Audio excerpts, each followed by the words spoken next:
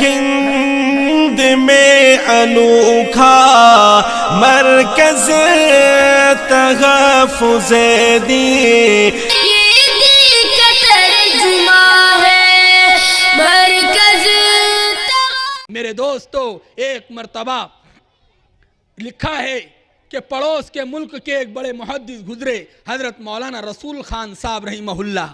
انہوں نے خواب دیکھا ہے.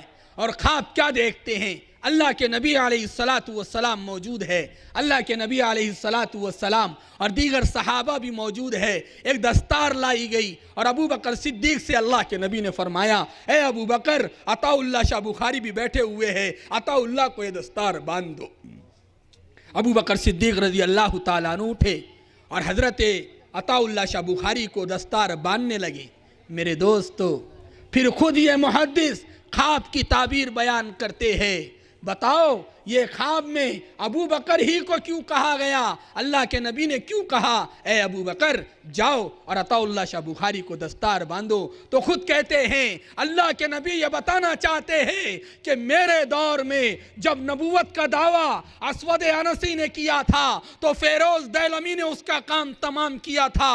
میرے دور میں جب مسیلمہ کذاب نے نبوت کا دعویٰ کیا تھا تو ابو بکر صدیق نے اس کا قلع کما کیا تھا. تو آج ایک ختم نبوت کا محافظ دوسرے ختم نبوت کے محافظ کی دستار بندی کر رہا ہے. میرے دوستو، یہ ہے عطا اللہ شاہ بخاری. تو عطا اللہ شاہ بخاری ایسے عظیم انسان تھے. بہرحال تو ہمارے علماء نے ہر میدان میں قادیانیت کا اور ہر طرح کے فتنے کا اور فرقے کا مقابلہ کیا ہے اور لوگوں کو پریم پیار کی وہ شکشا اور پیغمبر حضرت محمد الرسول اللہ صلی اللہ علیہ وسلم کی امن اور شانتی والی وہ تعلیم اور وہ شکشا لوگوں کے سامنے لائی ہے اور لوگوں کو بتایا ہے کہ پیغمبر محمد الرسول اللہ تو وہ تھے جو ہر مذہب سے، ہر آدمی سے، ہر انسان سے محبت کرنا سکھاتے تھے. بہرحال تو ہم بھی علماء دیوبند کے غلام ہیں. اگر اسی طرح کے فتنے اٹھ رہے ہیں تو میرے دوستو یاد رکھو، ہمارے مال، ہماری جان، ہماری عزت، ہماری آبرو پر اگر کوئی آنچ آتی ہے تو ہم بغیر کسی دیر کیے ہوئے ہم ان چیزوں کی حفاظت میں لگ جاتے ہیں. لیکن نبی کریم صلی اللہ علیہ وسلم کی کبھی تو ذات پہ حملہ ہوتا ہے اور کبھی بات پہ حملہ ہوتا ہے اور ہمارے پیشانی پر روت جو تک نہیں رینگتی ہے. ہماری جوانیاں کہاں ہیں؟ وہ دیکھو عطا اللہ شاہ کے قبر سے کیا آوازیں آ رہی ہیں. وہ دیکھو انور شاہ کشمیری ہمیں آواز دے رہا ہے.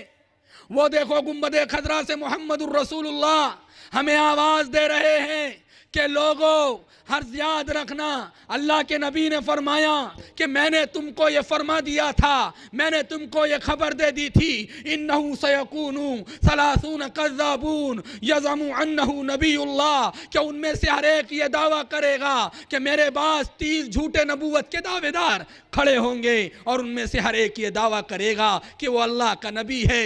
سنو، انا خاتم النبیین لا نبی بعدی، کہ میرے بعد کوئی نبی نہیں، میں نبیوں کے سلسلہ نبوت کو ختم کرنے والا ہوں. ہے ہند میں انوکھا مرکز تحفظ دین.